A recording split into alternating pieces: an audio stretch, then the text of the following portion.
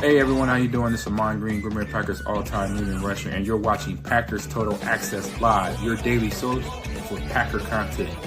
Go Pack, go!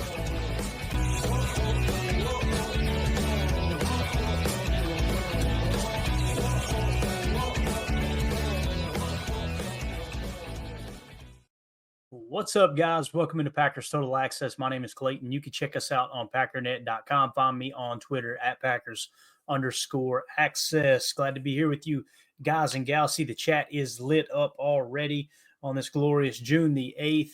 As we're getting ready for another work week, we've got Packers mandatory minicamp coming up this week. That's going to be exciting, getting all kinds of information there.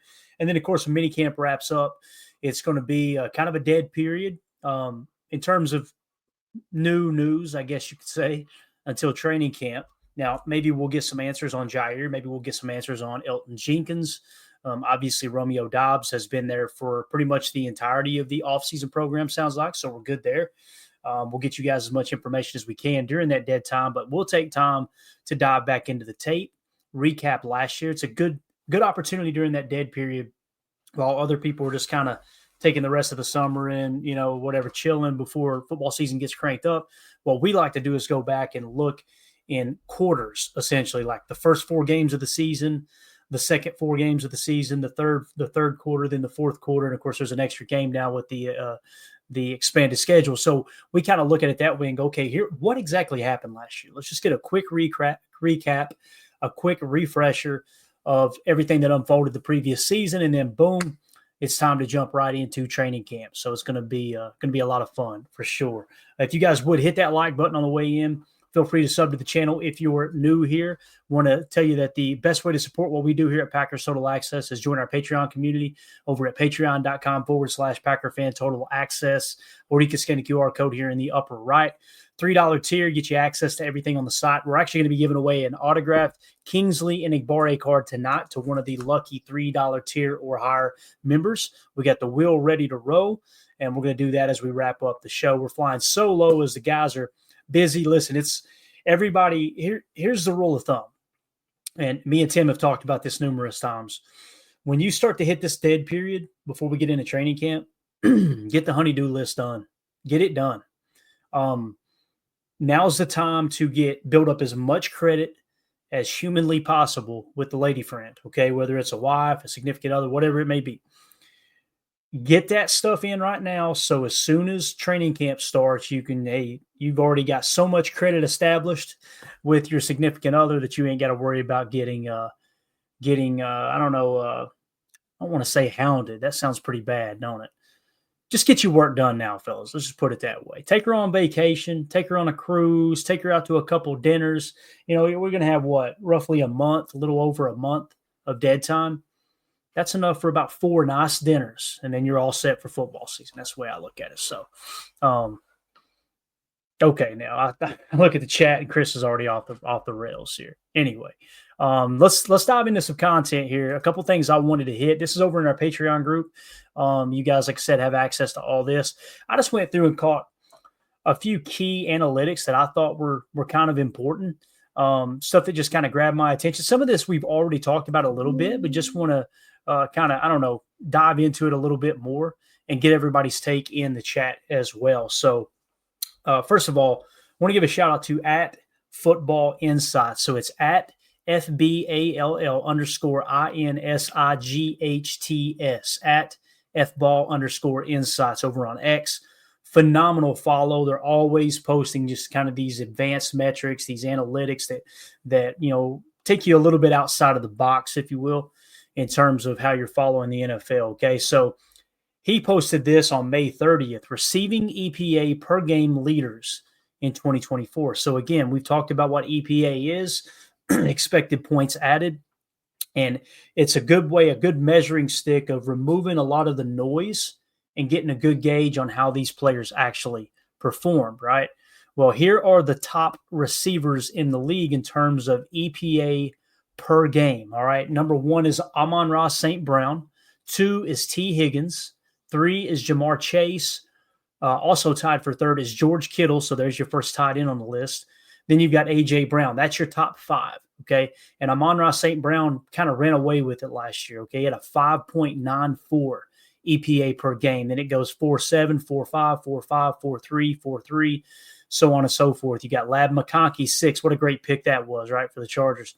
Terry McLaurin, scary Terry McLaurin out there in Washington. You got Devonta Smith of the Super Bowl champion Philadelphia Eagles. Nico Collins from the Houston Texans. Adam Thielen in the 10 spot. Puka Nacua in the 11 spot. Jonnu Smith, another tight end. I think he's with the Dolphins, I believe now. He comes in the 12 spot. Justin Jefferson lands at 13. Mike Evans, 14. Brian Thomas, 15. Trey McBride, 16. 17 is Malik Neighbors. 18, Khalil Shakir, if I'm saying that correctly. Then you've got 19, Jawan Jennings. 20, Jackson Smith and Jigba. 21, Darnell Mooney. 21, Rashad Bateman. 23, Jalen Waddle. 24, Jalen Coker. 24 also is Mark Andrews, tied in from the Baltimore Ravens. Zay Flowers is 26. Alec Pierce, remember him a few draft years ago. The Packers were very interested in him. I think they might have brung him in for a top 30 visit. He ended up going to Indianapolis. He's in the 27 spot. Alan Lazard. We had a little conversation about Alan Lazard the other night on the show, right? And it's just like this foregone conclusion that Alan Lazard's just a bad receiver. And listen, has he played bad? Yeah. Everybody's had good games. Everybody's had bad games. But in terms of EPA per game, Alan Lazard, 2.49, not bad at all, right? He's number 28 in the league. And then our very own Jayden Reed in the 29 spot before George Pickens rounds out the top 30 at 2.42. Jayden Reed lands at 2.48. So he played in 18 games. He ran 411 routes. When you look at that, he had a significant amount of routes compared to some of these other guys, like a Jalen Coker, only 278. He had more than Mark Andrews, obviously playing tight end. With Jayden Reed's 411 routes, he's in the bottom third in terms of routes, but nonetheless qualified for this little exercise here. So again, Jayden Reed, 2.48. He's the top Green Bay. We talked about he was the highest graded Green Bay Packer wide receiver last year, right? Well, I don't like PFF. Okay, got it. He had one of the highest passer rating when targeted. It's definitely the highest on the Packers roster. He was actually top 10, I think, in passer rating when targeted. Well, I don't like that metric. Okay, got it.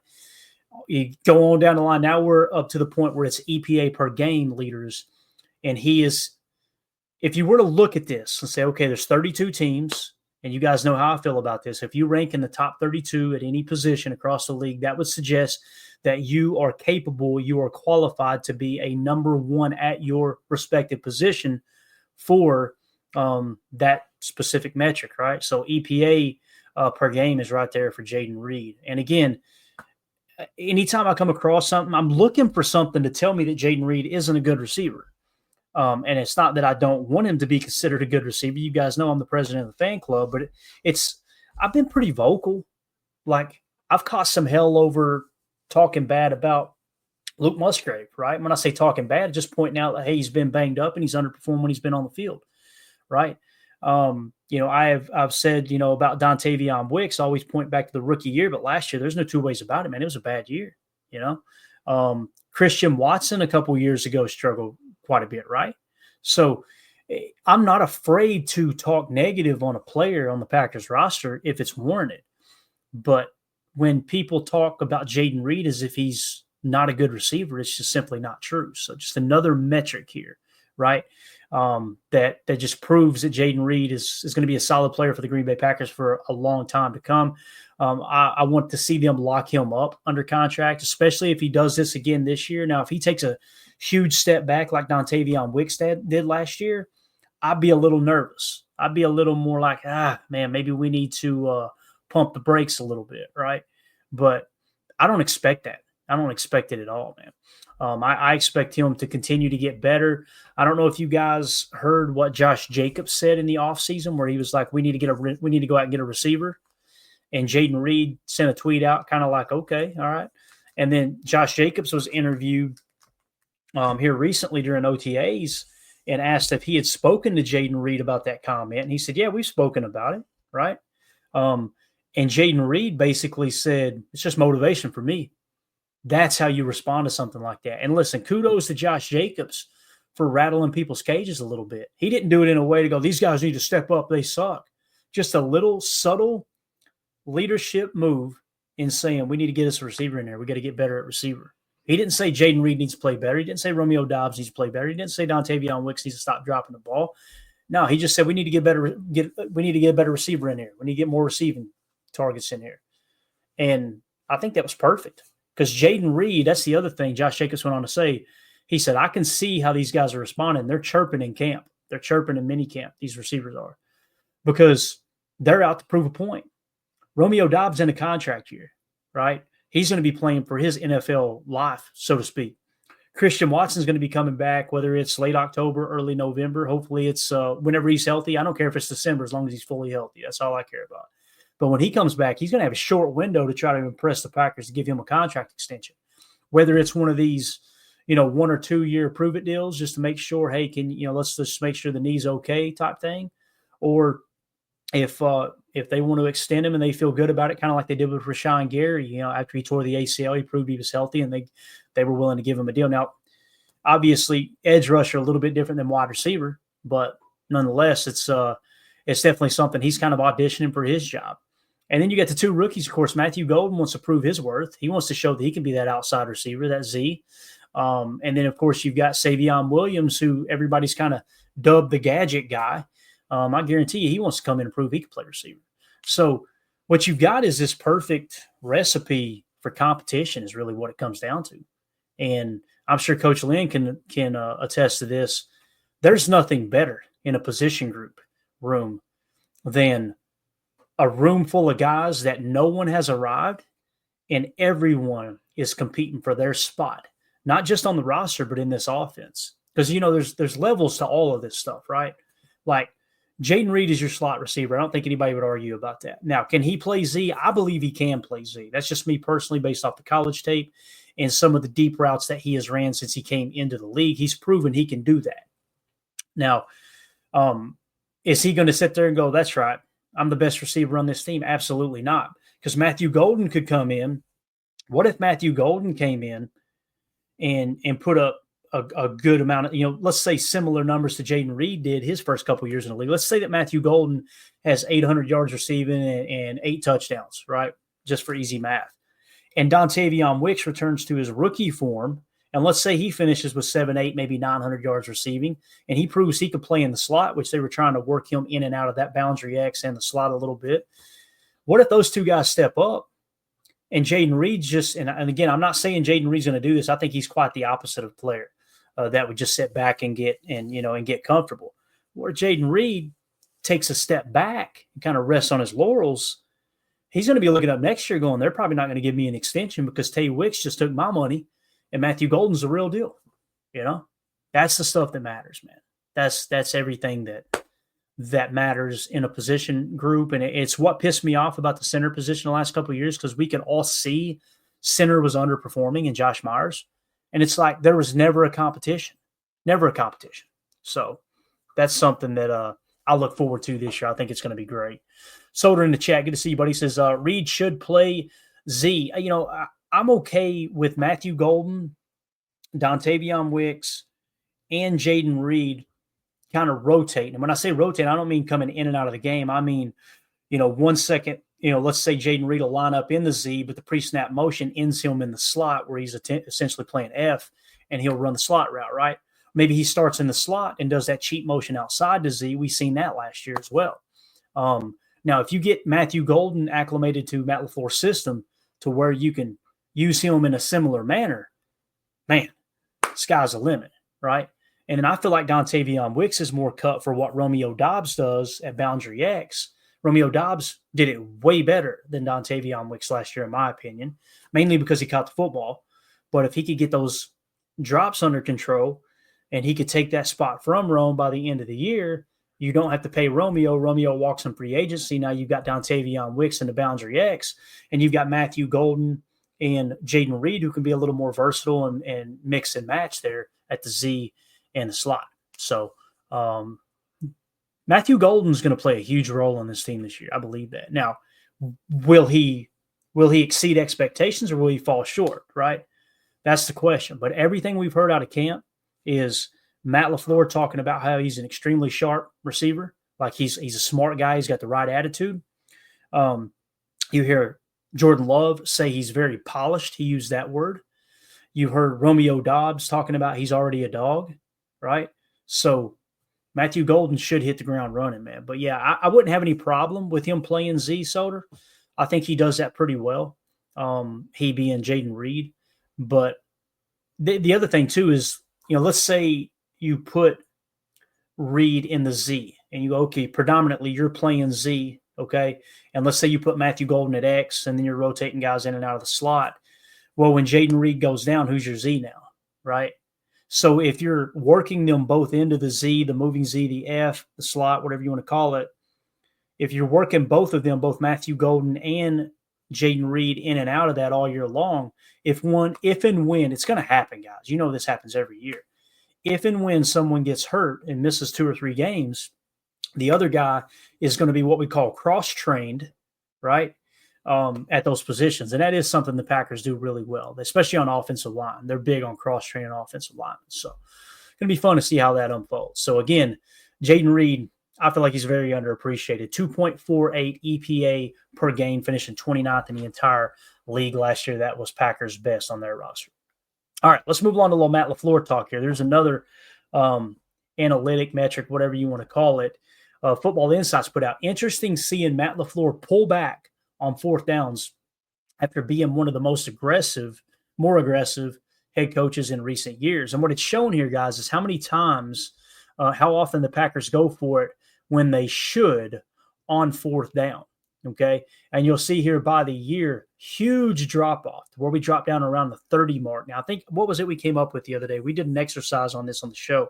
Just 28 or 29 times we went for it on 4th down. And you guys remember, I didn't have a problem with when he chose to do it, which explains why going into that exercise, I was expecting to go, man, we were reckless on 4th down last year. Because the emotion of watching the game live and going into the post-game shows that we do right here on the channel immediately following the games and all those things, is the memory from last year was just overly emotional that we were just too aggressive. And in reality, you step back just like we did last year. We looked at the 4th down rate in which we went for it on 4th down. It was through the roof, and that's probably why I still had that sour taste in my mouth. And we look at the numbers this year, and we actually were fairly conservative on 4th down. You guys know how I feel about that.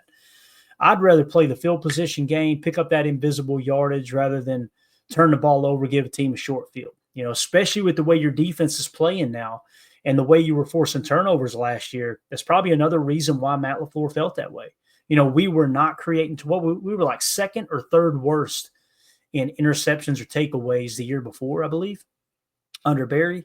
And then this year we jumped to whatever it was, 2nd or 3rd best in takeaways under Jeff Hafley. I guarantee you a quarter of the way through the season, Matt LaFleur seeing that turnover differential and going, okay, all right, we're taking the ball away.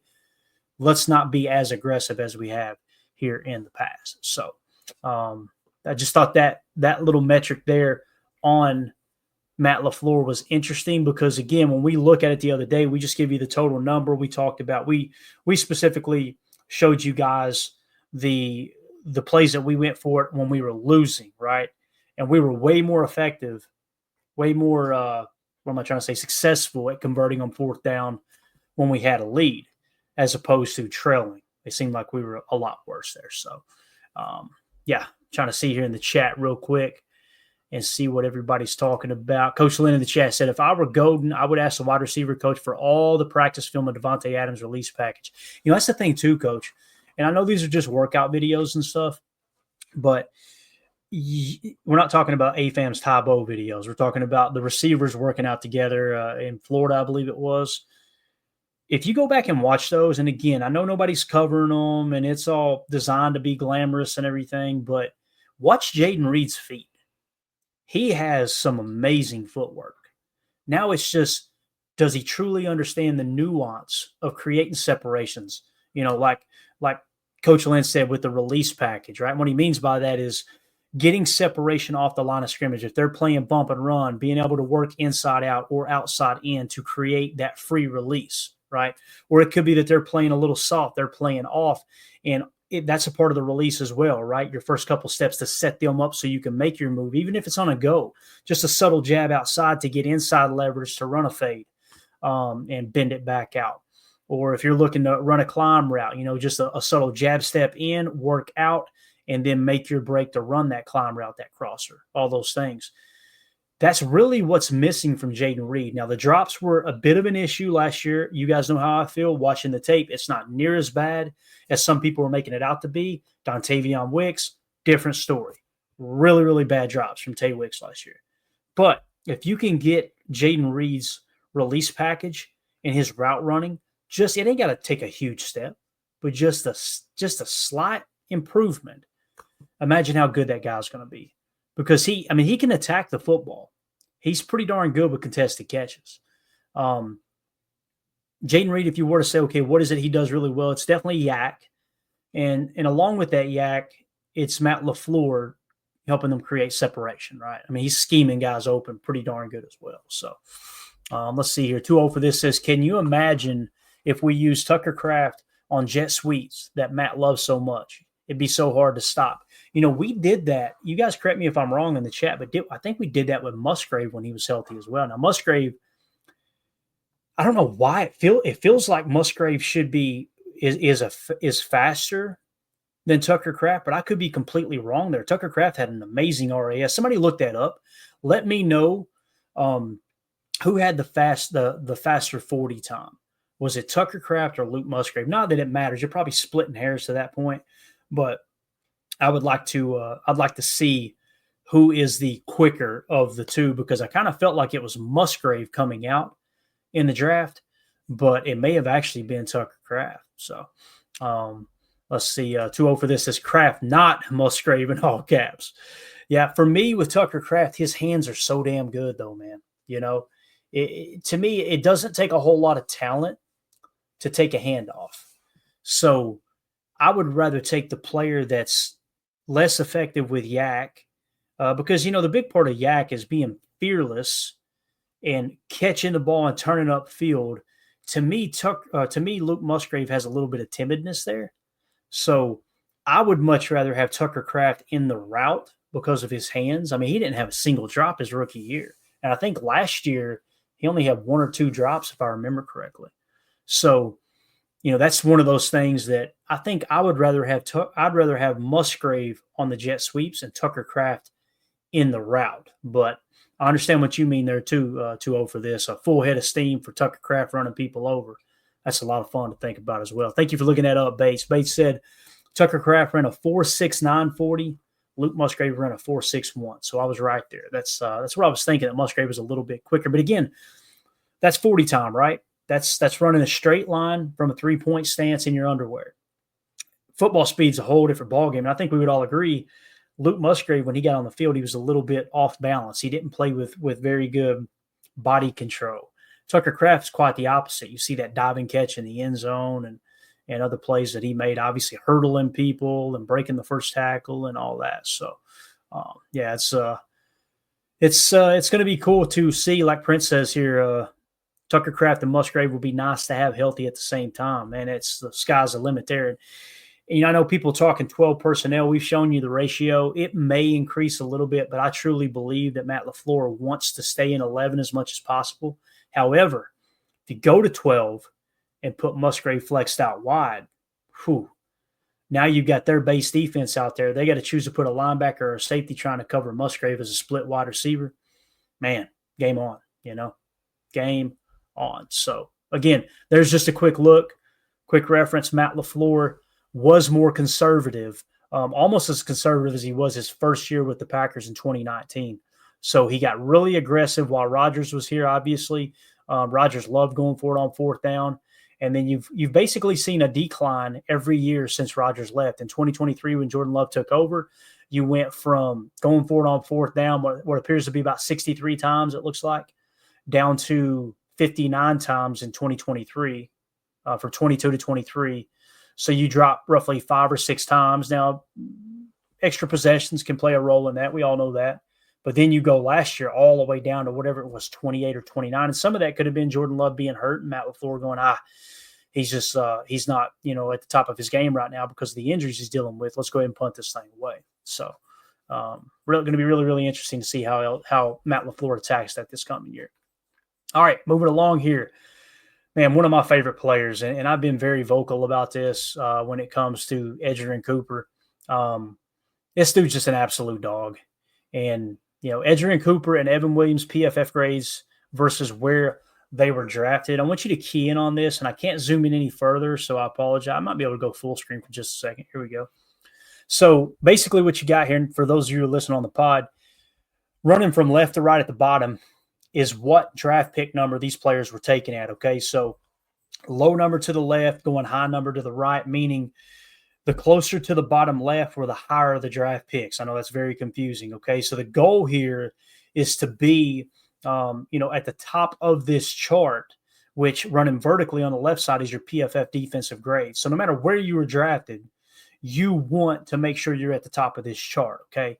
However, when you get a player that's further to the right where they were a later draft pick and they've got that high PFF grade, it just shows you those guys that were really, really, really good draft picks, right? Now, I don't know how many snaps each of these guys had outside of the Packers players, but like a Jeremiah Trotter Jr., you guys know we were very high on him in the draft. We had him as one of our top 3 or top 4 linebackers. He was taken, it looks like, after the 140 mark, so probably somewhere around between 150 and 160. It jumps from 140 to 175, so he's in that range. And, man, he was right there towards the top of this list. He's in the top 1, 2, 3, 4, 5, probably top 6 players on this list, okay? Now, when it comes to Edgerrin Cooper was the 3rd highest graded rookie last year, according to PFF. So you had Jared Verse, number 1, Cooper DeJean, number 2, and Edgerrin Cooper, number 3. Now, you guys know Cooper DeJean fell to the 2nd round. And I know there's Packer fans that wish we'd have taken Cooper DeJean over Jordan Morgan. I get it. I understand. Hindsight's 2020. If we had to do the redraft, I bet Goody probably would take it, right? But we still don't know what we got in Jordan Morgan. He may end up being an absolute dog. And we know the biggest need we have right now is offensive line based off how that Philly game went last year. And that's why I can't roast Goody too much for taking Jordan Morgan last year. It's like he could see what was happening. And then, of course, Jordan Morgan's hurt during that playoff game when everything kind of fell apart when you had Elton Jenkins go out with the injury. But nonetheless, Edgerrin Cooper taken there in the 2nd round around pick 40 or so. Was it 44 maybe? He was the 3rd highest graded rookie according to PFF.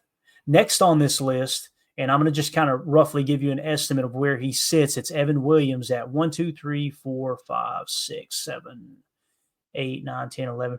Looks like roughly the 12th or 13th highest graded rookie last year. So when you look at it from that perspective, you got, if let's just say PFF is everything, and you guys know you're rolling your eyes because I dog it just as much as anybody from time to time. But let's say it is, the tell-all be-all or be-all tell-all or however the hell you say that. You got a top 15 prospect in the 2024 NFL draft after pick 100.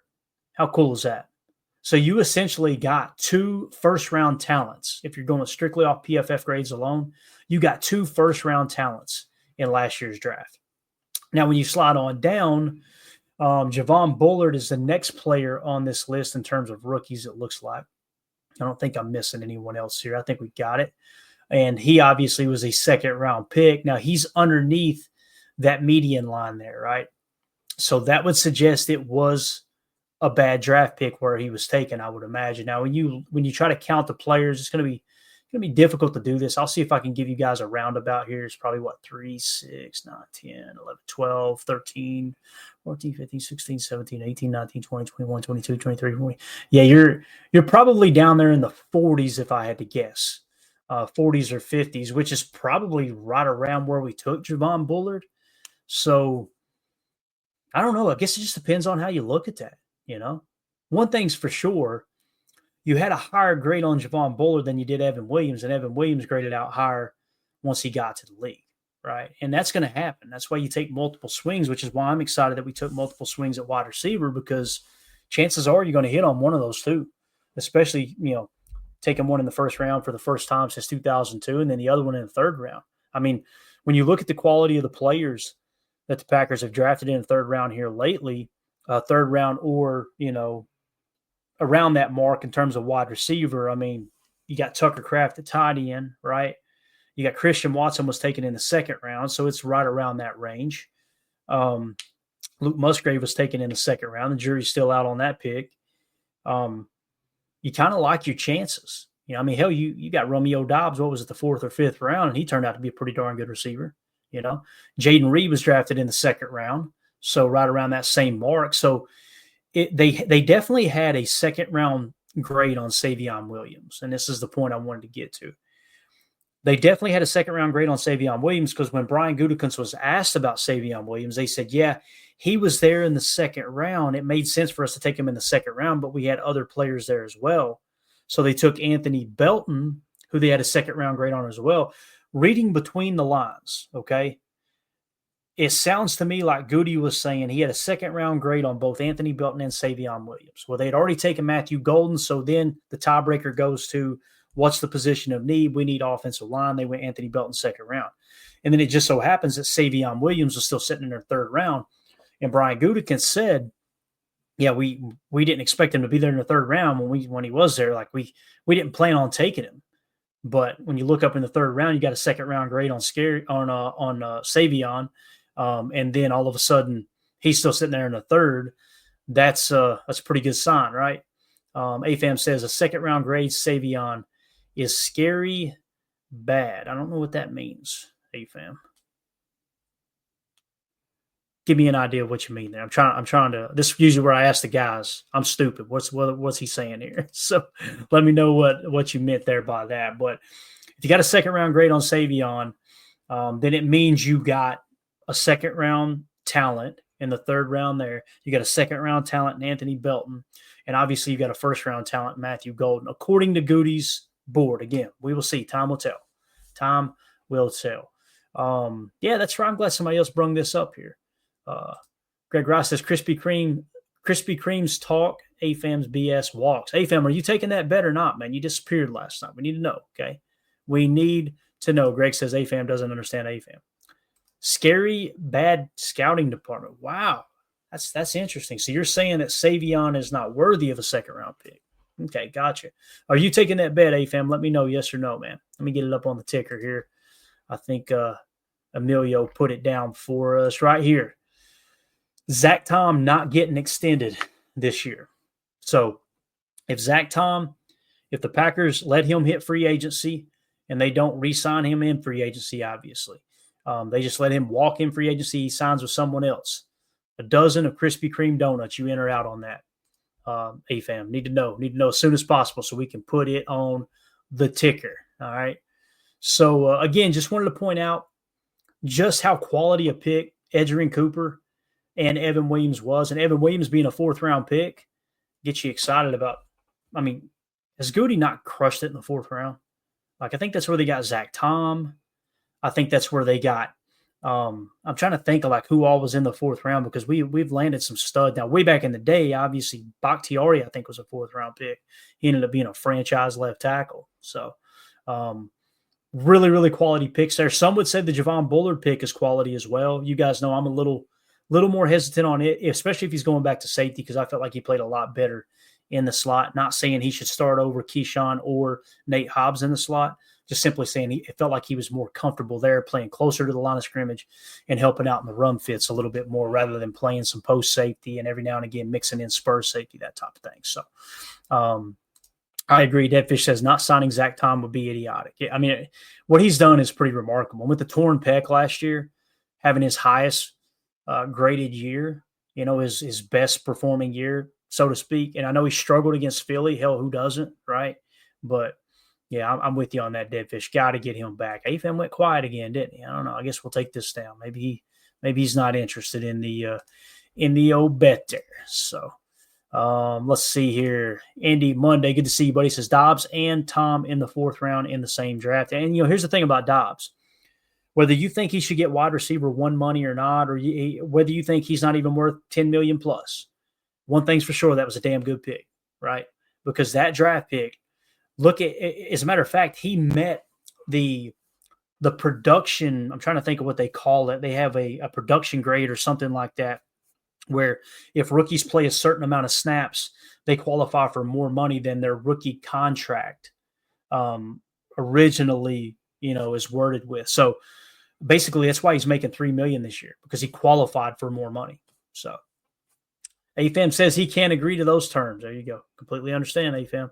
That's why we thought you were talking out your wazoo that night when you said it. So let's see here. H.E. Soder, the longer they do nothing with Tom, I get the feeling that they might let him test the market.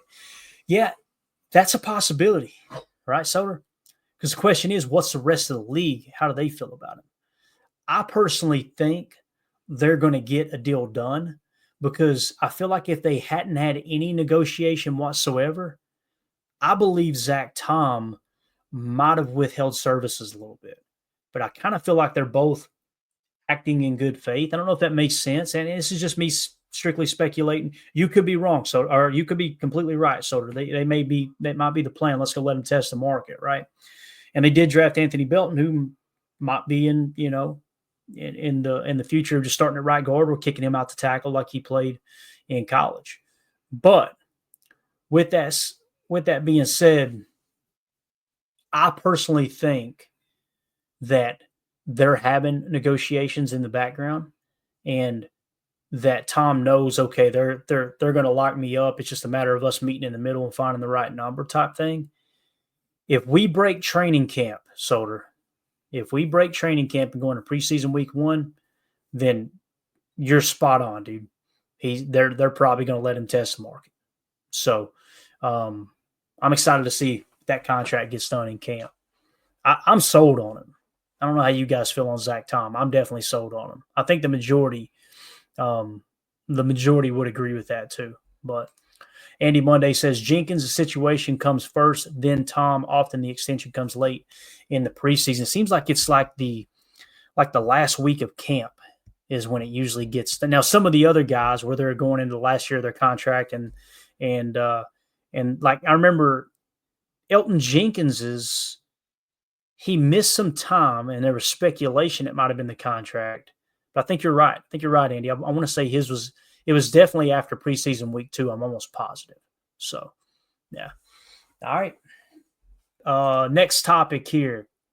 Age distribution within the 2025 NFL draft picks. All right. So, you guys know we have this conversation every year, and you'll say, man, really like this prospect, and both the threshold gatekeepers and the Goody DiCaprio-esque fans come out, oh, he's too old. There's no way they would draft him. He's too old. His arms are too short, this and that and the other thing. I think it's important to take those things into consideration when you're looking at possibilities for a draft pick. But at the end of the day, man, like, you want the better football player.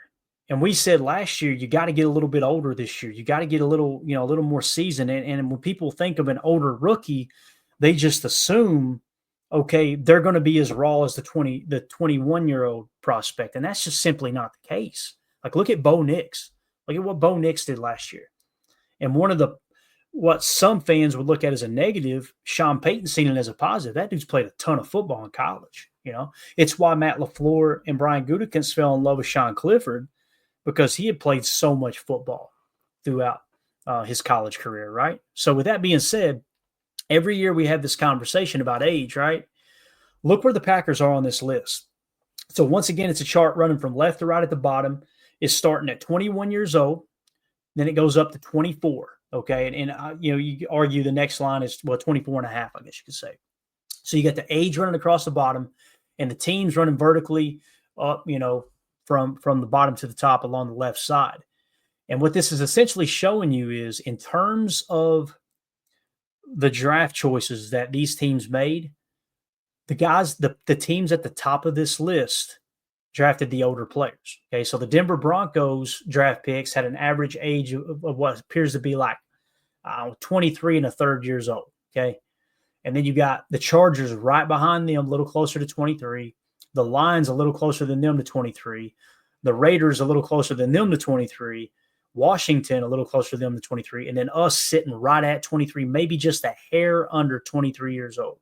So what's that tell you? The Packers were the 6th highest team on this chart in terms of drafting older players. So you guys remind me of that next year when we go into our draft coverage, when draft season kind of kicks off and go, hey, yeah, you want the younger player, We made the Goody DiCaprio jokes all year long. And I think it was funny. Other radio stations started picking up on that joke too. I wonder where they got that from, right? But anyway, remember that next year, because it seems like there was a little bit of a shift. Now, here's the other thing that comes into play, and I know people are thinking this in the chat as well. Probably I haven't seen it in the chat yet, but with NIL and the ever-changing landscape that is college football today, the average age is going to increase now. Okay, it's going to increase in terms of the draft, because you got players that are going to stay to play college football as opposed to going to the league. Let me explain to you why. You guys remember our boy Ewers, what's his name? Why can't I think of his name? Quinn Ewers, Texas quarterback, right? Listen to the business decision he made when it comes to NIL. Okay, he was offered. We got this confirmation, and I know there was rumors that Notre Dame was in the hunt as well. Notre Dame was interested in him, but there were several schools that were interested in acquiring the NIL deal and the services of Quinn Ewers for the upcoming college football season. They said he got offered, and these are rumors, but the rumors typically tend to be true. Quinn Ewers got offered $7 million. Some are reporting 6, others reporting 7.5. Let's just call it $7 million. $7 million to go back and play college football this year. He turned it down to enter the draft, and he ended up getting drafted in the 6th or the 7th round. That cost him $6 million. Let's play it on the conservative side. $5 million, because he decided to go to the league as opposed to stay in college. And that's why you're going to see that average age continue to increase. Now, put that to the side. Okay, let's set that over here for a second. That has nothing to do with the trend that Green Bay kind of reset this year drafting older, because obviously whether the players are getting older coming into the draft or not, you're still comparing apples to apples with the rest of the league, and they were in the top 6 in the league. You understand what I'm saying? So just keep that in mind. Soder, you're so mean, man. He said $7 million a year to underthrow the deep ball. It was bad, wasn't it, man? It was so bad last year. He had injuries as well, though. Don't get me wrong. But that's the other thing, is there's more to playing quarterback, especially at the college level, than just arm strength, right? And he does understand offense, and obviously Texas had a great program last year. They have the last couple of years. The other thing too could have been, maybe he didn't want to have to go to another school, and he seen the writing on the wall that Arch Manning was going to take over at Texas. That could have been the case as well, right? We don't know the behind the scenes, but nonetheless, we do know for a fact that he turned down at least $6, maybe $7 million to enter the NFL draft, which is wild. Which tells me that his agent, I'd be at least exploring other options for an agent, because that was a major miscalculation of the market for Quinn Ewers going into the draft. So really, really wild there. So again, just wanted to point out the Packers they pressed into drafting older players more than they have in the past here, according to this chart. Or maybe the rest of the league got extremely aggressive going younger. I don't have the number in which they drafted the previous year. But nonetheless, they were top 6 in terms of older players. I like it because, again, I want guys that have played more football on this roster as opposed to less. So, all right, next chart we're going to look at here, team offensive rushing efficiency. Okay, so we've talked about yards per carry, right? We've talked about all these different analytics, metrics, and everything, and we've talked about Josh Jacobs over and over and over. We got a chalk talk geared up for him here real soon. I'm going to save it for when the guys are on so they can be a part of it too. I know they really enjoy those chalk talks. We basically got some of his top explosive plays from last year we're going to break down. So it's going to be a lot of fun to dive into that. But here is EPA per rush attempt. And this is for the teams. This isn't just Josh Jacobs, although we know Josh Jacobs really carried the workload last year. Okay. So Josh Jacobs last year, along with the Green Bay Packers running game, they finished 1, 2, 3, 4, 5, 6, 7, 8, 9th in the league in EPA per rush attempt. Okay. And that EPA looks like it's somewhere just below the even 0 mark. Okay, so the best team in the league, no surprise, is the Baltimore Ravens. Then the Philadelphia Eagles, Buffalo Bills. Obviously, the Buffalo Bills, Josh Allen running the football is gonna really kind of bend that in that direction. I'm sure they had a good running game with their back as well, but Josh Allen working a lot in the running game, especially with the rushing touchdowns. The Detroit Lions are up there. Then you got Washington. It drops off a little bit. You got Washington, Tampa Bay, Atlanta, Arizona, and then your Green Bay Packers. So again, here's another metric proving the Packers were a top 10 rushing offense in the league last year. Soder points out here too, a lot of mobile quarterbacks in that top 10. Amen. And that plays a big role. So the fact that Jordan Love could not scramble last year, with the injuries, that's that played a big role. Their EPA per rush attempt probably would have been a little higher if Jordan would have, been healthy enough to run a football a little bit more like we've seen in 2023. So, yeah, you're right. I mean, if you look at a mobile quarterback, rushing quarterbacks on this list, Baltimore, yes. Philly, yes. Buffalo, yes. Detroit, no. Washington, yes, with Jayden Daniels. Baker Mayfield, I'm going to say no, although he does have a little bit of scrambling ability. Atlanta, I'm trying to think of who they started the season with. Did they start with Kirk Cousins and then went to Penix, I believe? So Atlanta's definitely a running back heavy run game. And then, of course, Kyler Murray, I imagine he scrambled at least somewhat because obviously that's one of the aspects of his game there as well, which it is actually surprising to me a few years ago. I think it was in 2022 when he just refused to run with the football. So, yeah. Ed Madden in the chat. Love will run with healthy legs. His first year, he took off a lot more than I thought he would. Yeah, and he'd lower that head. He'd dive toward the end zone. He was a lot of fun to watch, man. That's where you can kind of dip into that RPR game a little bit. And you could tell Matt LaFleur just kind of ripped that page out of the playbook last year because he didn't want to put him in harm's way. So there you go. EPA per rush attempt. The Packers are top 10, finishing not on this list right here. Next, roster age. This is a big talking point, right? Last year, you guys know I was really vocal last year and said, man, I have a hard time picking the Packers to win the Super Bowl when they're the youngest team in the league. It's just something that happens very, very rarely, if not ever,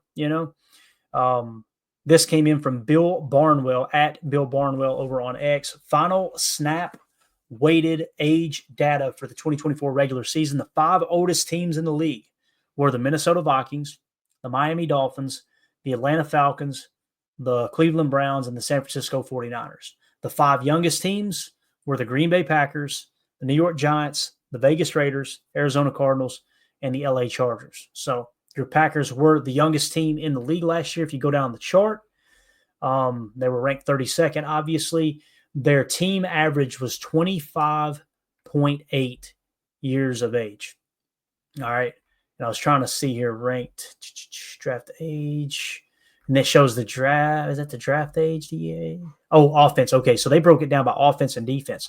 Offense, 25.6 was their number. That was dead last. Defensively, they were 25.9. That was 30th. And then obviously that lands them in the 32 overall team ranking spot in terms of age at 25.8 years of age. So, again, this year you got a little bit older. You signed Mecole Hardman. We'll see if he makes the roster. And again, this was the final snap age, and that's why it's important to take everything into consideration here.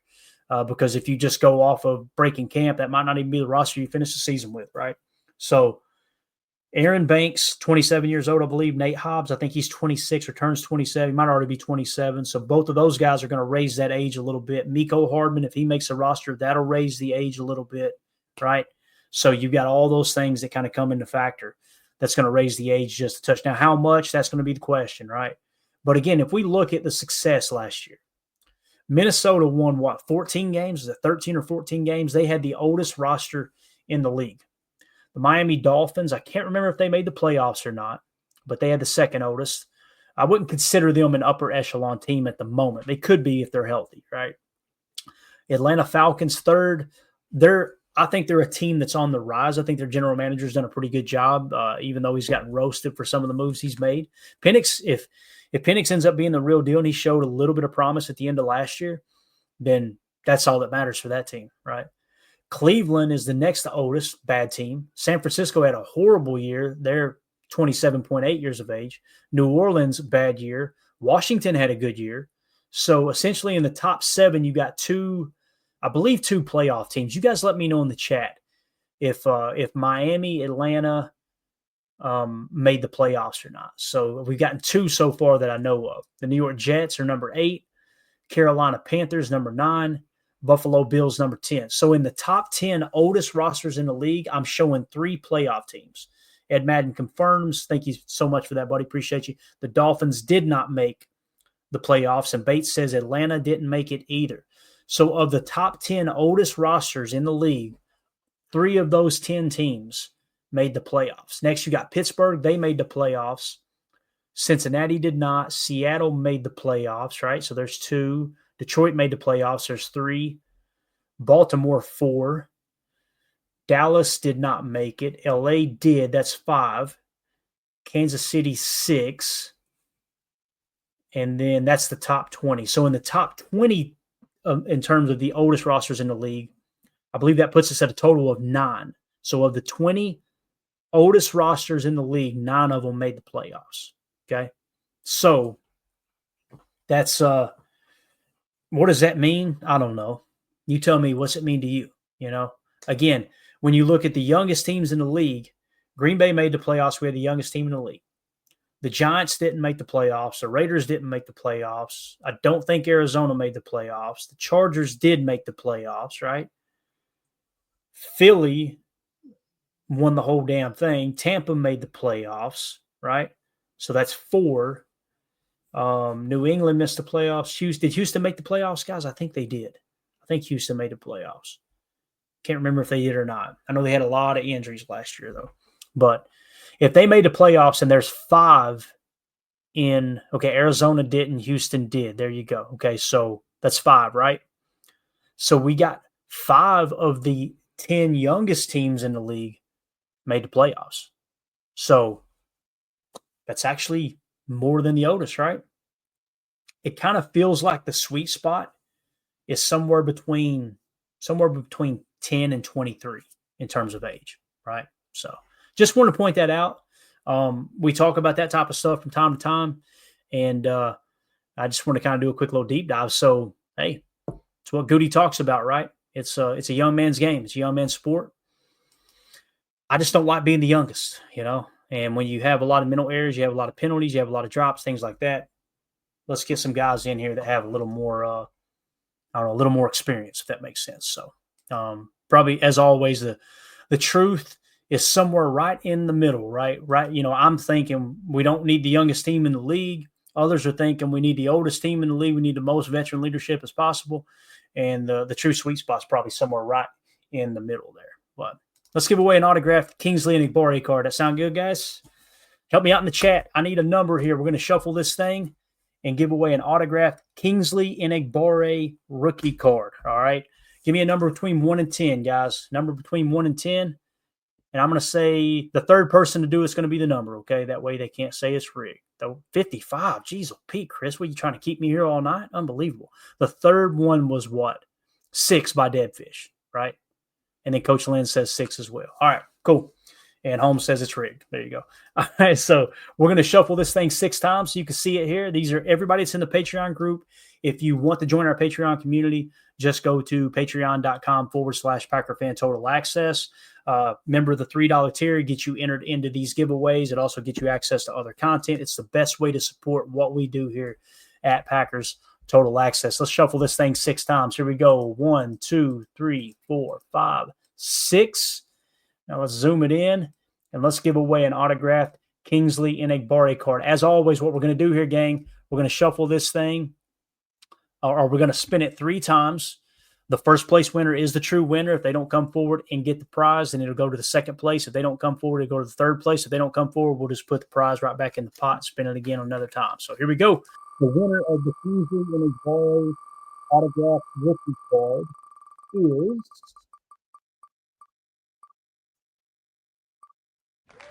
Paul Grant. Congratulations to Paul Grant, the winner of the Kingsley Enagbare card. Let me write this down so I don't forget. Usually I got the guys talking and cutting up as I do it. All right, now let's spin it again.